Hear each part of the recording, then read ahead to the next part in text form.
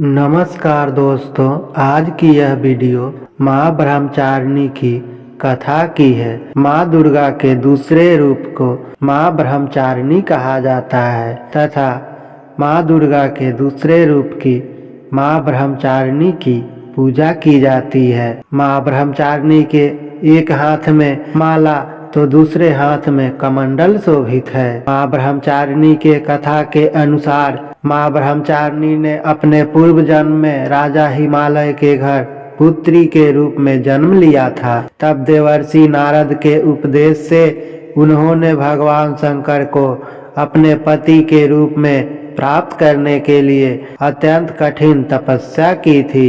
1000 वर्ष उन्होंने केवल फल मूल खाकर अपना जीवन व्यतीत किए और 100 वर्षों तक केवल शाक पर निर्वाह किया था। कुछ दिनों तक कठिन उपवास रखते हुए देवी ने खुले आकाश के नीचे वर्षा और धूप के भयानक कष्ट सहे। इस कठिन तपस्या के पश्चात 3000 वर्षों तक केवल जमीन पर टूटकर गिरे हुए बेलपत्रों को खाकर वे भगवान शिव की आराधना करती रही। इसके बाद उन्होंने सूखे बेलपत्रों को भी खाना छोड़ दिया और कई हजार वर्षों तक वे निर्जल और निराहार तपस्या करती रही। पत्तों को भी खाना छोड़ देने के कारण उनका एक नाम अपर्णा भी पड़ गया।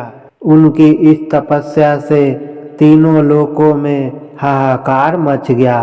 देवता, ऋषि, सिद्धगण, मुनि सभी देवी ब्रह्मचारिणी की इस तपस्या को अभूतपूर्व पुण्यकृत बताते हुए उनकी सराहना करने लगे। अंत में पितामह ब्रह्मा जी ने आकाशवाणी के द्वारा उन्हें संबोधित करते हुए प्रसन्न स्वर में कहा, हे देवी, आज तक किसी ने ऐसी कठोर तपस्या नहीं की जैसी तुमने की है। तुम्हारे इस अलौकिक कृत्य की चारों ओर सराहना हो रही है। तुम्हारी मनोकामना जल्द परिपूर्ण होगी।